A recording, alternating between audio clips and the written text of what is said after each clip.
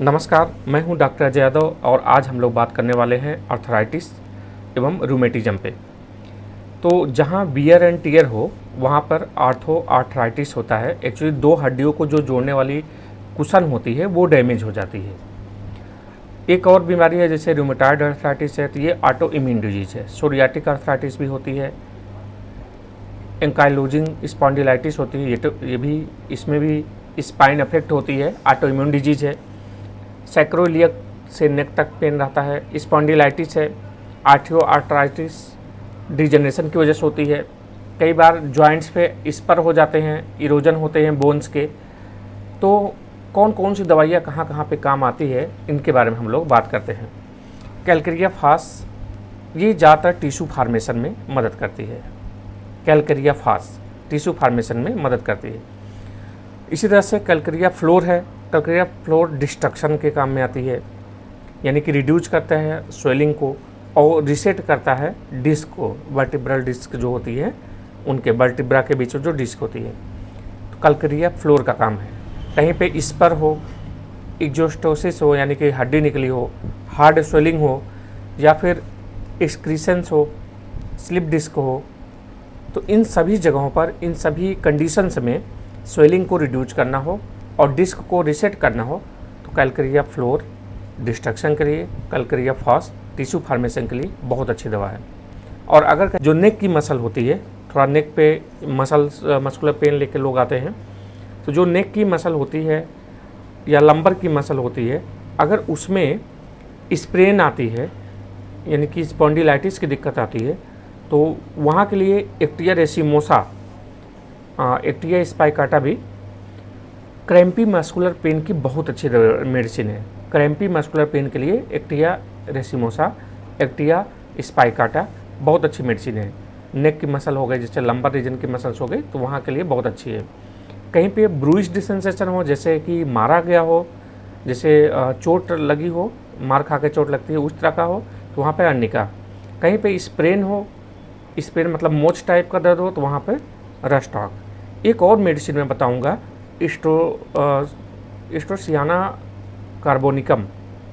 तो ये जो होती है एस्ट्रोसियाना कार्बोनिकम, ये बहुत ज़्यादा मस्कुलर स्प्रेन हो वेस्ट में, एक्यूट फेज हो, जैसे लोग बोलते हैं चमक गया हो, कमर चमक गया है, तो वहाँ के लिए उस समय बहुत ही अच्छी दवा है एस्ट्रोसियाना कार्बोनिकम। ब्राउनिया के बारे में बात करें थोड़ी सी, तो ब्राउनिया एक हर्ब से मिलती है, ब्रायोनी से, जिसमें एक टॉक्सिन होता है, एक एल्कलॉइड होता है जिसको बोलते हैं ब्रायोनिन। ये जो ब्रायोनिन होता है ये अफेक्ट करता है मेम्ब्रेन्स को और सिक्रेशन को बढ़ावा देता है। ठीक है, म्यूकस मेम्ब्रेन में जहाँ सिक्रेशन की कमी हो वहाँ उसको प्रभावित करता है, सिक्रेशन को बढ़ाता है।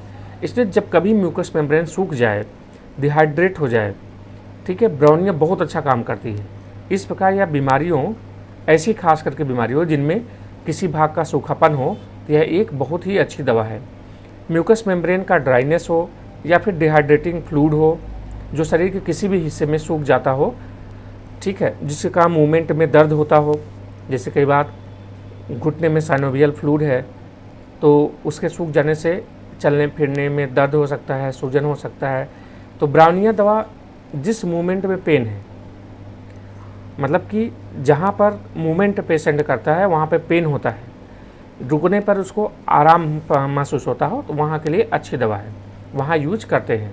ऑस्टियोआर्थराइटिस केस में यदि डिहाइड्रेशन की दशा बनी है, कहीं पर डिहाइड्रेट हो रहा है, जैसे साइनोवियल फ्लूइड सूख जाने की मैंने बात किया था, तो वहाँ पर अगर पेन है तो वहाँ ब्राउनिया दर्द को ठीक करता है। लेकिन दो अलग अलग पोटेंसी अलग अलग काम करती है। कई पोटेंसी, जैसे हायर पोटेंसी है तो ये सिक्रेशन बढ़ाती है, लिक्विड का सिक्रेशन बढ़ा देती है, लेकिन जो लो पोटेंसी ब्राउनिया है वो लिक्विड का सिक्रेशन को रोकती है, एक्सुडेशन को रोकती है, लो पोटेंसी। और हाई पोटेंसी क्या करती है, ये एक्सुडेशन को, सिक्रेशन को बढ़ा देती है। तो ये बहुत केयरफुल रहना है। पोटेंसी का भी मैटर होता है होम्योपैथी में बहुत ज़्यादा, तो बी केयरफुल। डायग्नोस्टिक अप्रोच लेकर हम चल रहे हैं, डायग्नोस्टिक अप्रोच भी बातें कर रहे हैं। एक मेडिसिन है ग्वाइकम, ये लिग्नम वाइटी पेड़ से बनाया जाता है, लिग्नम वाइटी से मजबूत बहुत, ये इसके इलास्टिक फाइबर बहुत मजबूत होते हैं और उनके रेजिन से ग्वाइकम बनता है। ग्वाइकम में लुब्रिकेशन और इलास्टिसिटी दोनों की प्रॉपर्टी होती है। यह डायफोरेटिक होता है। डायफोरेटिक का मतलब कि जो बहुत ज़्यादा पसीना लाने वाली औषधियाँ होती हैं। डायूरेटिक है ऐसी दवा जो किडनी जिनके प्रभाव से ज़्यादा यूरिन फॉर्मेशन करता है, यानी कि यूरिन के आउटपुट को बढ़ा देती है। ये एक्सुडेशन को बढ़ा देता है, श्रावण को बढ़ा देता है। इसलिए आर्थराइटिस बीमारी में जहाँ जकड़न हो, स्टिफनेस हो, जॉइंट में लुब्रिकेशन की कमी हो, जैसे घुटना हो गया, एंकल हो गया, रिस्ट हो गया, ठीक है, मुड़ने में डिस्ट्रेस हो, मोड़ा नहीं जा सकता हो, तो वहाँ के लिए ग्वाइकम बहुत अच्छी दवा है। लिम्ब में कॉन्ट्रैक्शन कारण इमोबाइलिटी हो तो ग्वाइकम सबसे अच्छी दवा है। आर्थराइटिस में, ठीक है, तो ग्वाइकम का कहाँ पे यूज करना है, इस बात को समझ में आया।